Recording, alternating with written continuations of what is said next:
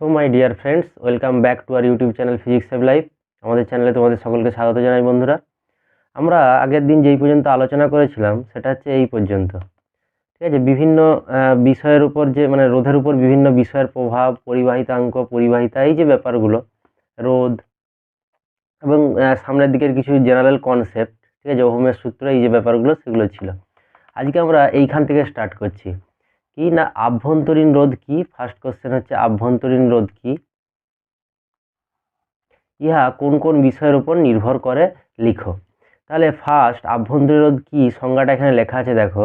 এরকম যদি একটা কোষ বা ব্যাটারি হয়, যেটার ভিতরটা এইরকম, এরকম একটা কন্টেনার টাইপের থাকে, ব্যাটারির যে অংশটা, ভেতরে কোনো একটা তড়িৎ বিশ্লেষ্য পদার্থ দেওয়া থাকে। এখানে এটা আগের দিনেও বলেছিলাম, একটা পজিটিভ পাথ থাকে যেটাকে আমরা অ্যানোড বলি, এবং এদিকে একটা নেগেটিভ পাথ থাকে যেটাকে আমরা ক্যাথোড বলি। এবং বাইরে যদি আমরা সার্কিট লাগাই তাহলে সেটা একটা রেজিস্ট্যান্সের মতো কাজ করবে। এটা বাইরের সার্কিট, এই জায়গাটা। ঠিক আছে, এই পর্যন্ত হচ্ছে ব্যাটারির লিড।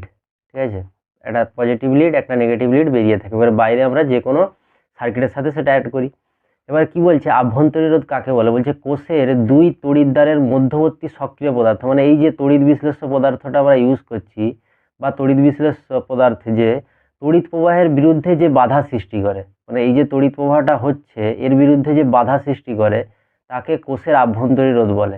কোথায় তড়িৎ প্রবাহ হচ্ছে? বাইরের যে সার্কিটে জয়েন করছি সেখানে যে তড়িৎ প্রবাহ হচ্ছে সেটার বিরুদ্ধে কে বাধা সৃষ্টি করছে? না, এই তড়িৎ বিশ্লেষ্য পদার্থ। সেই বাধাটাকেই বলছি আভ্যন্তরীণ রোধ। এটা হচ্ছে পুরোটাই কোষ বা ব্যাটারির ভেতরকার ব্যাপার। ঠিক আছে, এটা কোন কোন বিষয়ের উপর নির্ভর করে? না, তড়িৎদ্বারের মধ্যবর্তী দূরত্ব, এই ডিস্টেন্সটার উপর। ঠিক আছে, তড়িৎদ্বারের আকার, এই তড়িৎদ্বারটা কতটা বড় বা ছোট, আকৃতিটা কেমন আছে, এবং সক্রিয় তরলের প্রকৃতি, এই যে তরলটা ইউজ করছি বা তড়িৎ বিশ্লেষ্য পদার্থটা ইউজ করছি সেটা কি প্রকৃতির। ঠিক আছে, নেক্সট কোশ্চেন কি আছে দেখো, নষ্ট ভোল্ট বা আভ্যন্তরীণ বিভব পতন। নষ্ট ভোল্ট ব্যাপারটা বা আভ্যন্তরীণ বিভব পতন ব্যাপারটা কি? খুব জেনারেল যদি আমরা একটা ধরে নিই মান, দেখো, ধরো এখানে একটা ব্যাটারি আছে, ব্যাটারি বা একটা কোষ আছে এখানে। ঠিক আছে, কোষের তড়িৎ প্রবাহ হচ্ছে, এখানে আমার একটা বাল্ব সাপোজ আমার লাগানো আছে সার্কিটে। ঠিক আছে, ধরো ব্যাটারিটার তড়িৎ চালক বল 1.5 ভোল্ট, ব্যাটারির তড়িৎ চালক বল 1.5 ভোল্ট, এবং বাইরের এই সার্কিটে ধরো আমরা যদি এইখানে আর এইখানে বিভব প্রভেদ দেখি, সেটা হয়তো দেখাচ্ছে 1.3 ভোল্ট। তার কত? না, 1.5 মাইনাস 1.3 কত? 0.2 ভোল্ট। তার এই 0.2 ভোল্টটা, এই যে 0.2 ভোল্টটা, এটার ব্যাটারির আভ্যন্তরীণ রোধের জন্য নষ্ট হয়ে যাচ্ছে। তার 1.5 থেকে 0.2 নষ্ট হয়ে যাচ্ছে। সেই জন্য আমরা বাইরের সার্কিটে 1.3 ভোল্ট এটা কিন্তু পাচ্ছি। তার ওই 0.2টাই হচ্ছে নষ্ট ভোল্ট, আভ্যন্তরীণ রোধের জন্য যে পরিমাণ নষ্ট হয়ে গেল। তারপরে কি বলেছে, কোষের তড়িৎচালক বল ই এবং বলের একটি অংশ বহির্বর্তনীতে বিভব প্রভেদ সরবরাহ করে। তাহলে বহির্বর্তনীতে বিভব প্রভেদ এইটা, আর ইটা হচ্ছে সাপোজ ধরে নাও 1.4। তার ই এর একটা অংশ ভি, কিন্তু তার মধ্যে কি পার্ট আছে? ই এর মধ্যে ভি আছে, প্লাস ওর ভেতরের যে নষ্ট ভোল্ট, সেটাকে যদি আমরা ভি এল নাম দিই, ঠিক আছে, সেটা হচ্ছে নষ্ট ভোল্ট ভিএল। তার কি, কোষের তড়িৎচালক বলের একটি অংশ বহির্বর্তনীতে বিভব প্রভেদ সরবরাহ করে, ভি সরবরাহ করে, আর উহার অবশিষ্ট অংশ ই মাইনাস ভি, সেটাই তো ভিএল। তার ই মাইনাস ভি কি হয় না, কোষের আভ্যন্তরীণ রোধের দরুন ব্যয়িত হয়, ইহাকেই নষ্ট ভোল্ট বলে বা ভিএল বলে। তার কি না, কোষের যা তড়িৎচালক বল এবং বাইরের সার্কিটে আমরা যা পাচ্ছি তার যে বিয়োগফল, এখানের মতে 1.5 যেটা ই, আর মাইনাস ভি সেটাই আমাদের ভিএল। 1.5 মাইনাস 1.3 সেটাই ভিএল এই উদাহরণের ক্ষেত্রে। তার ভিএলটা কত? 0.2 ভোল্ট। ঠিক আছে, এটাই নষ্ট ভোল্ট। তার আমাদের ফর্মুলাটা হচ্ছে এইরকম, ইটা দুটো পার্টে আছে, একটা বহির্বর্তনীতে বিভব প্রভেদ ভি, আর একটা ওই আভ্যন্তরীণ রোধের ধরুন যে নষ্ট ভোল্ট ভিএল। তার VL is equal to E minus V, that is equal to I into small r. এখানে ওই স্মল আরটাই হচ্ছে আভ্যন্তরীণ রোধ। স্মল আরটাই হচ্ছে আভ্যন্তরীণ রোধ। ঠিক আছে, এবং আইটা হচ্ছে ওই বাইরের সার্কিটে যে পরিমাণ কারেন্ট ফ্লো হচ্ছে। ঠিক আছে, বাইরের সার্কিটে যদি কারেন্ট ফ্লো হয়, তাহলে এই দিকে যদি আই কারেন্ট ফ্লো হয়, তাহলে আই ইন্টু আর। তার আমাদের ফর্মুলাটা কি দাঁড়াচ্ছে? E is equal to total, E is equal to কি দাঁড়াচ্ছে? না ভি প্লাস ভিএল? আমরা জানি ভিএল মানে হচ্ছে আই ইন্টু স্মল আর, আর ক্যাপিটাল ভি মানে কি আই ইন্টু ক্যাপিটাল আর। ক্যাপিটাল আরটা কি না এই বাল্বটার যদি রেজিস্ট্যান্সটা ক্যাপিটাল আর বলি, তাহলে ওখানে voltage drop V is equal to I R, I into capital R. তাহলে এটাকে যদি কমন নিই কি আসবে, I into capital R plus small R.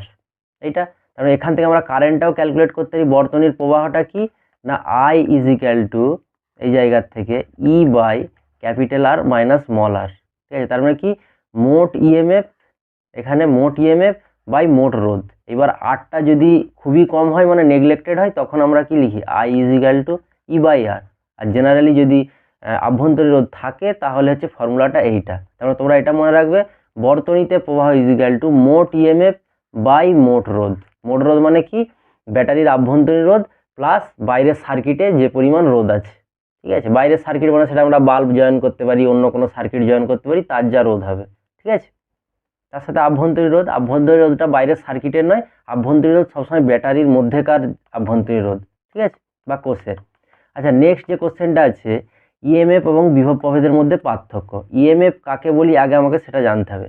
EMF হচ্ছে ব্যাটারির ছবিটা দেখালেই বুঝতে পারবে, এই যে ব্যাটারির ছবিটা আছে, মানে আমরা যদি এই নেগেটিভটাকে নিম্ন বিভব বলি আর পজিটিভটাকে উচ্চ বিভব বলি, ব্যাটারির মধ্য দিয়ে, বাইরে দিয়ে নয়, ব্যাটারির মধ্য দিয়ে যদি নেগেটিভ থেকে পজিটিভে একক ধনাত্মক আধানকে নিয়ে যায়, মানে +1 আধানকে যদি নিয়ে যায়, তাতে যে কৃতকার্য করতে হয়, মানে অ্যাকচুয়াল তড়িৎচালক বল, সেটাকে যদি আমরা ই দিয়ে ডিনোট করি, ক্যাপিটাল ই বা স্মল ই, সেটা মানে হচ্ছে ডব্লু বাই কিউ। মানে কিউ যদি 1 হয়, যেটাই ডব্লু সেটাই ই। মানে একক ধনাত্মক আধান তড়িৎদ্বারের নিম্ন বিভব থেকে উচ্চ বিভব, মানে নেগেটিভ থেকে পজিটিভের দিকে নিয়ে যেতে যে পরিমাণ কৃতকার্য করতে হবে, একক ধনাত্মক আধান মানে কিউ এর ভ্যালুটা হচ্ছে +1, একক ধনাত্মক আধান নিয়ে যেতে যে পরিমাণ কৃতকার্য করতে হয় সেটাই আমার তড়িৎচালক বল। যে পরিমাণ কৃতকার্য মানে যেটা ডব্লু সেটাই, মানে যে পরিমাণ কৃতকার্য হচ্ছে সেটাই আমার তড়িৎচালক বল। এটা হচ্ছে তড়িৎচালক বলের সংজ্ঞা। তাহলে পার্থক্যটা কী হবে, বিভব প্রভেদ তো আমরা জানি প্রায়। তড়িৎচালক বল বা ইএমএফ, আচ্ছা তড়িৎচালক বল বা ইএমএফ এটা কিন্তু ইলেকট্রোমোটিভ ফোর্স, বাট এটা কিন্তু ফোর্স নয়, মানে এর ইউনিট নিউটন বা ডাইন এই সমস্ত কিছু নয়, এর ইউনিট কিন্তু ভোল্ট। ঠিক আছে, কারণ এটা কি দেখলাম আমরা, work done per unit charge, এটাই তো আমার ইএমএফ বা ই, যেটা ই দিয়ে ডিনোট করছি। তাহলে সংজ্ঞাটা তোমরা লিখবে যেটা বললাম, পোটেনশিয়াল ডিফারেন্স মানে বিভব প্রভেদ মানে কি দুই প্রান্তের যে বিভবের পার্থক্য, সেটাকে বিভব প্রভেদ বলি কোনো সার্কিটের। আচ্ছা, এখানে কি হয় না, এখানে ব্যাটারির মধ্যে মেনলি যেটা হয়, রাসায়নিক শক্তি কি করে না তড়িৎ শক্তিতে রূপান্তরিত হয়। মানে অ্যাকচুয়াল ব্যাটারির মধ্যে যে সমস্ত রাসায়নিক শক্তি বা অন্যান্য শক্তি আছে, সেগুলো কি করা হয় না তড়িৎ শক্তি সাপ্লাই করে, এবং ওই তড়িৎ শক্তি ব্যাটারির মধ্যে সঞ্চিত হয়ে ওই তড়িৎচালক বলটা তৈরি করে। তার মানে কি রাসায়নিক শক্তি সেটা তড়িৎ শক্তিতে সঞ্চিত হয়ে আউটপুটে দেয়, মানে সেটা তড়িৎচালক বল তৈরি করে।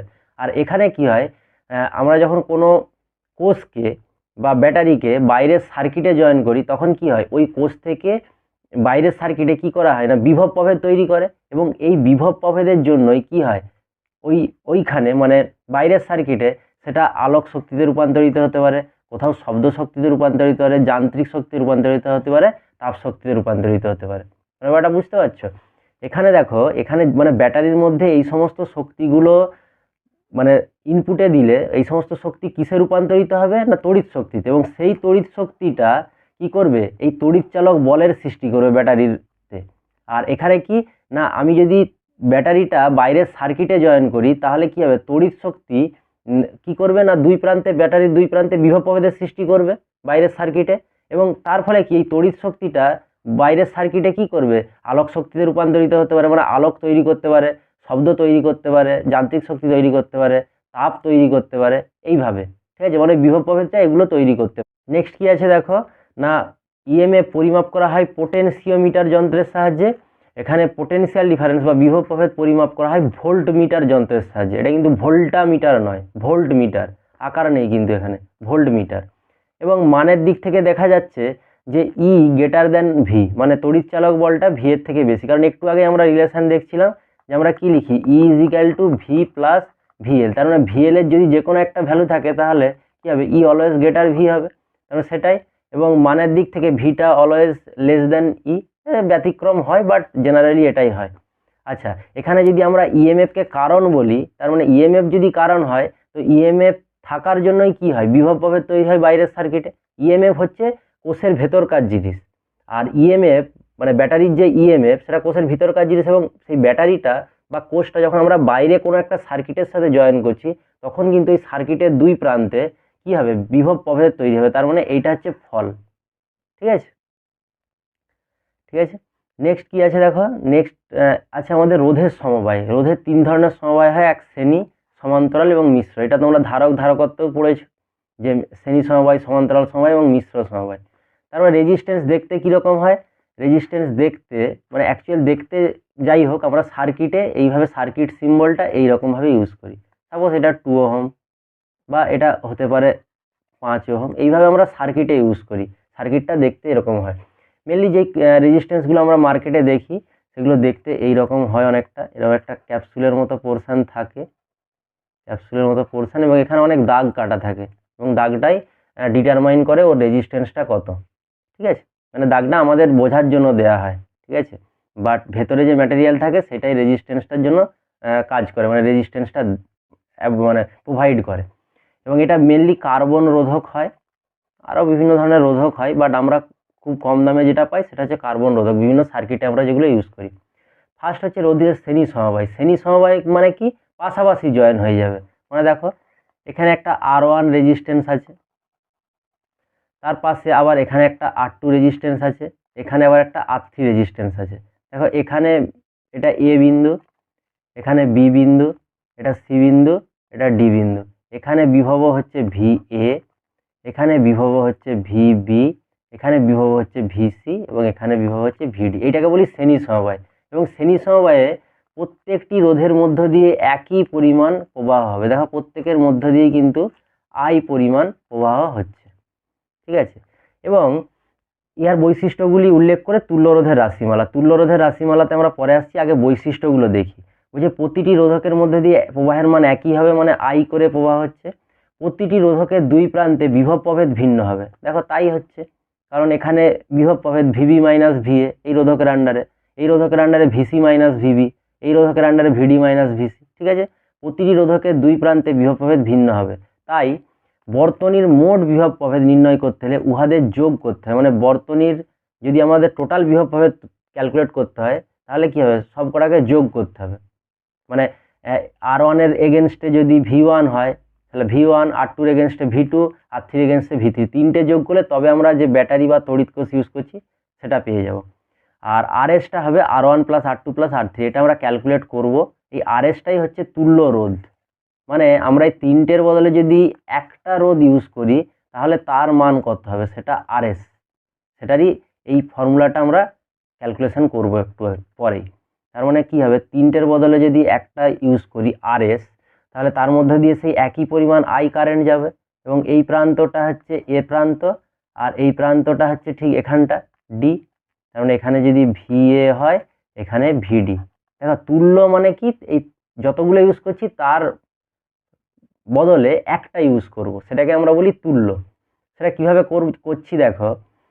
ফার্স্ট দেখো বলছে এবি পরিবাহীতে ওহমের সূত্র থেকে পাই। এবি পরিবাহী মানে এই পার্টটা, তার মানে এই পার্টে আমার বিভব প্রভেদ কত, VB minus VA, that is equal to কী হবে, প্রবাহটা I, রেজিস্ট্যান্সটা R1।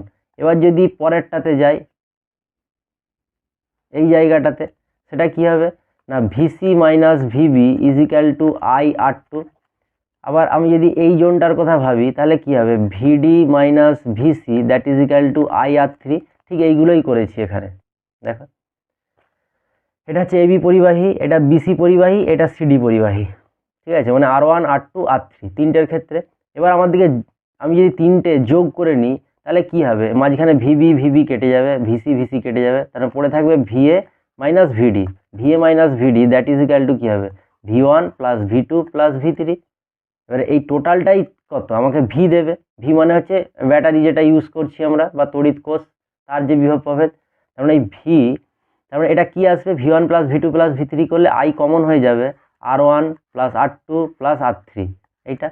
এবার আমি যদি তুল্য রোধের সার্কিটটা দেখি, তুল্য রোধের সার্কিটের ক্ষেত্রে কি লিখবো, এই যে এই সার্কিটটার ক্ষেত্রে এই সার্কিটের ক্ষেত্রে কী লিখবো না VD minus VA that is equal to I into R S. এক্ষেত্রে রেজিস্ট্যান্সটা হচ্ছে আর এস।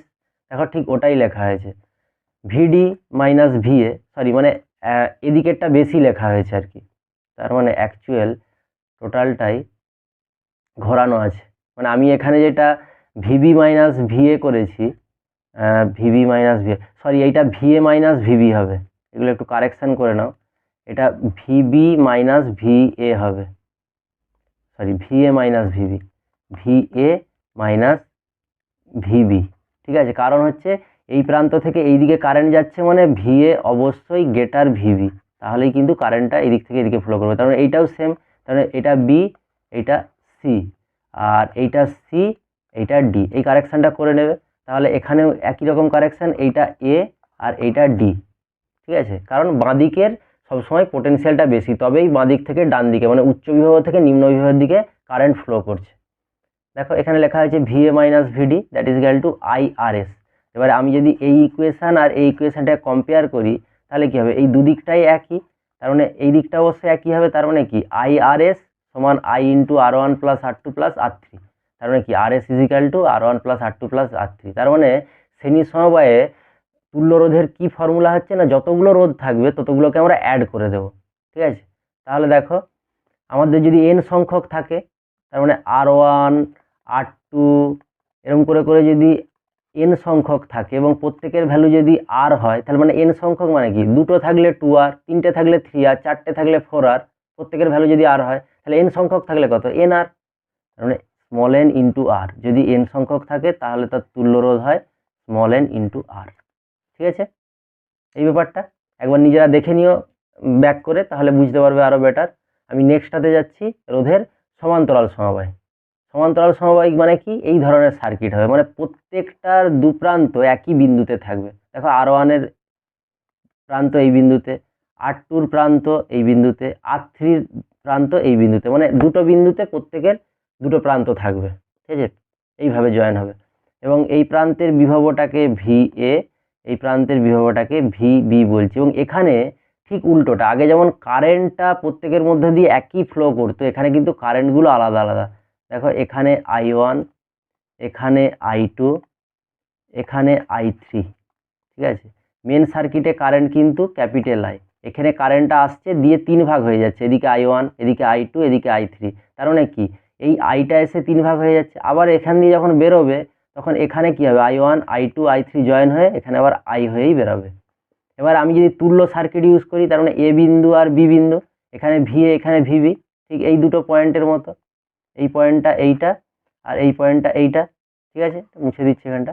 তার মানে প্রত্যেকের এখন কি হবে, কারেন্টটা আই যাবে, কারণ একটাই রেজিস্ট্যান্স আছে যেটার ভ্যালু হচ্ছে আরপি। আরপি মানে পিটা ফর প্যারালাল, আর আগেরটা এস ফর সিরিজ ছিল। তার মানে আরপি এর যে এক্সপ্রেশন সেটা আমাকে নির্ণয় করতে হবে। দেখো এখানে বৈশিষ্ট্যগুলো কি কি আছে, প্রতিটি রোধকের দুই প্রান্তের বিভব প্রভেদ একই হবে। দেখো প্রত্যেকটা রোধের দুই প্রান্তের বিভব প্রভেদ, এইটা এদিকে ভিএ এদিকে ভিবি, প্রত্যেকেরই আর ওয়ান এটা, আর টুরও এটা, আর থ্রিও এটা, সেটা ফার্স্ট পয়েন্ট। প্রতিটি রোধকের মধ্যে দিয়ে প্রবাহের মান ভিন্ন হবে। দেখো একটাতে আই ওয়ান, একটাতে আই টু, একটাতে আই থ্রি। এবং বর্তনীর মোট প্রবাহ নির্ণয় করতে হলে মানে স্মল আইটা পেতে হলে প্রত্যেকের যোগ করতে হবে, মানে I is equal to I one plus I two plus I three. কারণ এই আইটা এসেই তো এখানে তিন ভাগ হয়ে যাচ্ছে, ঠিক জলের নলের মতো, এদিকে আই ওয়ান, এদিকে আই টু, এদিকে আই থ্রি, তাহলে তিনটে যোগ করলে পেয়ে যাব। এবং এই এক্সপ্রেশনটা আমরা প্রমাণ করবো একটু পরে, ওয়ান বাই আরপি, আরপি মানে প্যারালালের যে তুল্য রোধ, is equal to one by R one plus one by R two plus one by R three. এটা প্রমাণটা দেখি এবার কীভাবে হচ্ছে। দেখো তাহলে ফার্স্ট রোধের ক্ষেত্রে কী হয়, প্রথম রোধকের ক্ষেত্রে ভিএ মাইনাস ভিবি, ছবিটা দেখো, এই যে এই প্রান্তের বিভব ভিএ, এই প্রান্তের ভিবি, তার মানে ভিএ মাইনাস ভিবি, এর মধ্যে দিয়ে আর ওয়ানের মধ্যে দিয়ে কারেন্ট কত, আই ওয়ান, তার মানে I one into R one. দ্বিতীয়টার ক্ষেত্রে একই বিন্দু দুটোই, তার মানে বিভব প্রভেদ সেই ভিএ মাইনাস ভিবি, এটা হচ্ছে আই টু আর টু, মানে এই রেজিস্ট্যান্সটার ক্ষেত্রে কারেন্টটা আই টু। এবারে ভিএ মাইনাস ভিবি লাস্টের ক্ষেত্রে I three into R three, ঠিক এইটাই এখানে লেখা হবে। দেখো নিচে ঠিক তাই লিখেছে, যে এখানে এইটা, সেখান থেকে আই ওয়ানটা ক্যালকুলেট করে নিয়েছে, মানে ভিএ মাইনাস ভিবিটাকে আবার ভি ধরে নিয়েছে, ভি বাই আর ওয়ান। দ্বিতীয়টার ক্ষেত্রে ভি বাই আর টু, তৃতীয়টার ক্ষেত্রে ভি বাই আর থ্রি, ঠিক আছে। একবার চেক করলেই বুঝতে পারবে, মানে এই পার্টটাকে প্রত্যেকেরই ভি ধরে নিয়েছে, এটা ভি, এটা ভি, এটা ভি। তার মানে কি I1 is equal to V by R1, I2 is equal to V by R2, I3 is equal to V by R3। এইভাবে এবার কারেন্টগুলো আমরা কি করতে যোগ করতে হবে, মানে সার্কিটের কারেন্ট I পেতে হলে I1 plus I2 plus I3 করতে হবে। তার মানে এই তিনটাকে যোগ করি, এইটা এইটা আর এইটা, তার মানে এরকম একটা টার্ম আসে। এবার যদি তুল্য রোধের ক্ষেত্রে লিখি, তুল্য রোধ মানে এই ছবিটা, এটার ক্ষেত্রে লিখলে কি হবে, VA minus VB is equal to IRP। তারপর এখান থেকে I ইজিক্যাল টু কী হবে, এটাকে যদি ভি ধরি তাহলে ভি বাই আরপি, তারপর I is equal to V by R P. দেখো যে I is equal to V by R P, এইটা আর এইটা যদি তুলনা করি তাহলে কি হবে, এই 1/RP that is equal two 1/R1 plus 1/R2 plus 1/R3 এই টার্মটা আসবে। এটাই হলো আমার সমান্তরাল সমবায়ের তুল্য রোধের রাশিমালা, 1/RP is equal two 1/R1 plus 1/R2 plus 1/R3। এবার R3 পর্যন্ত কেন, তিনটে আছে বলে R3, এরপরে যদি আরও থাকে তাহলে 1/R4 প্লাস 1/R5 যত দূর থাকবে তত দূর চলতে থাকবে, ঠিক আছে। এবং যে জিনিসটা এখানে মনে রাখার খুব কাজে লাগে, মানে R1 নট ইকাল টু যদি R2 হয়, মানে দুটো রেজিস্ট্যান্সের যদি গল্প করি তাহলে কি হবে ফর্মুলাটা, RP is equal to R1 R2 by R1 plus R2। এটা তোমরা এখান থেকে ক্যালকুলেশন করলেই পেয়ে যাবে যে 1/RP that is equal two 1/R1 plus 1/R2। এটাকে একটু মডিফাই করলেই আমরা কিন্তু এই জায়গায় পৌঁছে যেতে পারবো, ঠিক আছে। এটা সবসময় মনে রাখবে যে দুটো রেজিস্ট্যান্স যখন হবে তখন প্যারালালের তুল্য রোধ মানে গুণফল বাই যোগফল, গুণফল মানে R1 ইন্টু R2 বাই যোগফল R1 প্লাস R2, মানে গুণফল বাই যোগফল। এটা দুটোর ক্ষেত্রে খুব সহজেই কাজে লাগাতে পারবে। এবং আগের মতোই এখানে যদি n সংখ্যক থাকে, মানে R1 is equal two R2 is equal two, এইভাবে যদি Rn সংখ্যক থাকে that is equal two R, আগের বারে যেখানে R সিরিজটা কি হয়েছিল n ইন্টু R, এখানে কিন্তু ঠিক nটা নিচে থাকবে, মানে R প্যারালালে যদি n সংখ্যক রেজিস্ট্যান্স থাকে তাহলে হবে capital R by small n, মানে স্মল nটা নিচে, ঠিক আছে। আগে যেটা NR ছিল এখন সেটা R বাই n হবে, n সংখ্যক যদি সমান্তরালে অ্যাড করি, ঠিক আছে।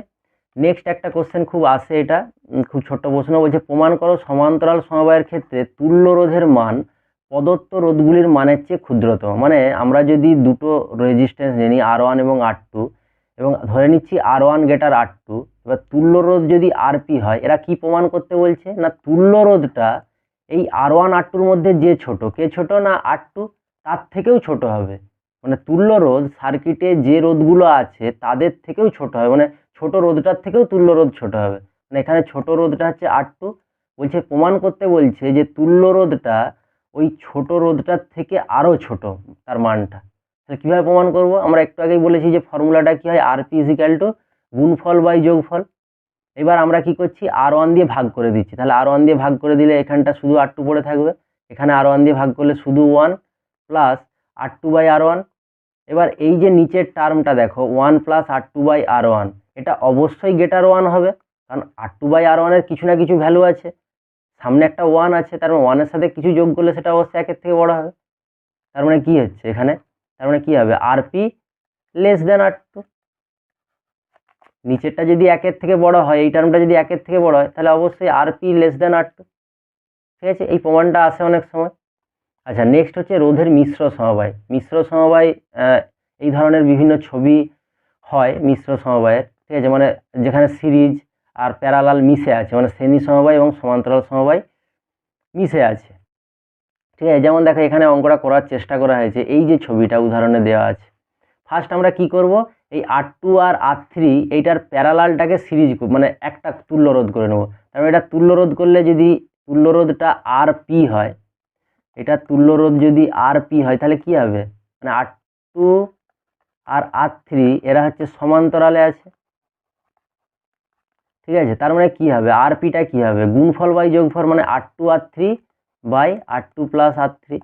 এবার এই দুটোর বদলে কি আমরা একটা ইউজ করব, সেটার নাম হচ্ছে RP। এই যে দেখো এখানে ইউজ করেছি RP, বাকি সার্কিট যেমন ছিল এখানে R1 আর এখানে হচ্ছে R4 যেমন ছিল তেমন আছে। এবার এখন কি হচ্ছে R1 RP R4 এরা সবাই শ্রেণীতে আছে, তার মানে সব যোগ করে দিলেই পেয়ে যাব। তার মানে RAB মানে A আর B বিন্দুর মধ্যে তুল্য বিভব কত হবে R1 plus RP plus R4, এই যে R1 RP R4 তিনটে যোগ করলেই পেয়ে যাব। কারণ এটা শ্রেণী সমবায় আছে। দেখো যে 3টে জিনিস যোগ করে দেওয়া হয়েছে, আর আরপির ভ্যালুটা এখান থেকে বসিয়ে দেওয়া হয়েছে। এইভাবে করতে পারি। আরও এখানে অনেক উদাহরণ আছে, যেমন এইটা, ঠিক আছে।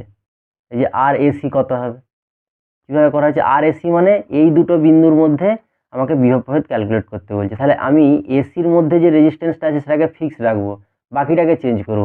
তার মানে কী হবে, এই R1 আর R2 এরা কি দেখো শ্রেণী সমবায় আছে, শ্রেণী সমবায়, তার মানে তাদের তুল্য রোধ কত, R1 প্লাস R2। এবার এই R1 R2-র বদলে যদি RS ইউজ করি তাহলে ছবিটা কেমন হবে, এটা এ বিন্দু, এটা সি বিন্দু, R3 এইখানে আছে, আর RSটা এই দুটোর বদলে আমরা RS লিখেছি, তার মানে এটা এইরকমভাবে আছে উপরের দিকে, ঠিক আছে। তার মানে এখন এই RS আর R3 এরা সমান্তরাল সমবায়, তার মানে তাদের তুল্য রোধ কত হবে, মানে আর এসি বিন্দুর মধ্যে তুল্য রোধ কত হবে, গুণফল বাই যোগফল, তাহলে RS into R3 by RS plus R3। এবার RS এর ভ্যালুটা এখান থেকে নিয়ে এখানে যে বসিয়ে দিয়েছে, ঠিক আছে। এই ব্যাপারগুলো। আবার এখানে আরেকটা ছবি দিয়ে আছে দেখো, ঠিক আছে। কি বলেছে, এই ধরনের একটা পিকচার বলছে আর এ বি বিন্দুর মধ্যে তুল্য রোধ কত, মানে এ বি বিন্দুটা ফিক্স থাকবে সবসময়, ঠিক আছে। তাহলে কিভাবে করছি, ফার্স্ট বলছি 20 আর 50 এরা শ্রেণী সমবায়, দেখো এইটা আর এইটা, তাহলে 50 20 এর 70, ঠিক আছে। এইবার তার মানে এখন এই 20 আর 50 বাদে একটাই আছে, সেটা কীরকম, এইরকমভাবে সার্কিট আছে, এখানে আঁকা চাপ হবে সার্কিটটা। তার মানে আমি যদি চেষ্টা করি, তার মানে এখানে একটা এরকম রেজিস্ট্যান্স আছে, এখানে একটা রেজিস্ট্যান্স আছে, এখানে একটা রেজিস্ট্যান্স আছে, মানে এটা 5, এটা 5, এটা 10, আর এখান থেকে একটা রেজিস্ট্যান্স আমার নতুন তৈরি হয়েছে, যেটা হচ্ছে আর এস 70। তার মানে এই আর এস 70 আর এই 10 এরা সমান্তরাল সমবায়, এই যে 70 আর 10 এরা সমান্তরাল সমবায়, তার মানে আরপিটা কত হবে, গুণফল 70 ইন্টু 10 বাই 70 প্লাস 10 মানে 80। তার মানে এখন আরপি হয়ে গেল। তার মানে এখন সার্কিটটা দেখতে কীরকম হয়েছে, এখন সার্কিটটা দেখতে এইরকম হয়েছে। এখানে একটাই রেজিস্ট্যান্স আছে দুটোর বদলে, সেটা হচ্ছে আর পি, ঠিক আছে। এই যে আরপি করে নিয়েছি, 70 আর 10-এর বদলে একটা আরপি, তারপরে এটা 5, এটা 5, এটা আরপি। এবার এই দুটো বিন্দু আমার ফিক্স, এই দুটো বিন্দু এ বি। তার মানে এবার আগের মতোই এই আরপি আর এই 5 এরা শ্রেণী সমবায়, তার মানে দেখো এই যে করেছে, এই 70/8 এটা হচ্ছে আরপি, আর 5 এটা হচ্ছে শ্রেণী সমবায়, মানে এইটা আর এইটা শ্রেণী সমবায়। তার মানে দুটো যোগ করে দিয়েছি, এইটা প্লাস এইটা যোগ করলে কি আসছে, আরএস আসছে, এটাকে আরএস ড্যাশ বলো যেহেতু এখানে আরএস করেছি।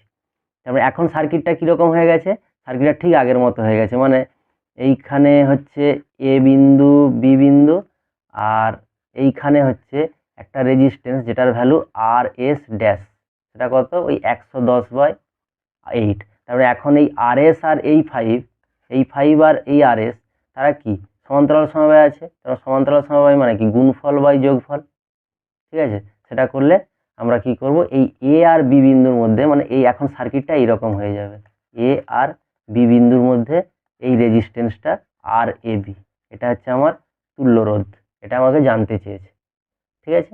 ঠিক আছে বন্ধুরা, নেক্সট ডে আমরা বাকিটা চেষ্টা করব। কোষের সমবায় আছে, আজকে আর এক্সটেন্ড করছি না, আজকে লেকচার এমনিই বড় হয়ে গেছে, কারণ হচ্ছে যে এই পার্টটা আমি চাইছিলাম একটু শেষ করে দিতে, ঠিক আছে।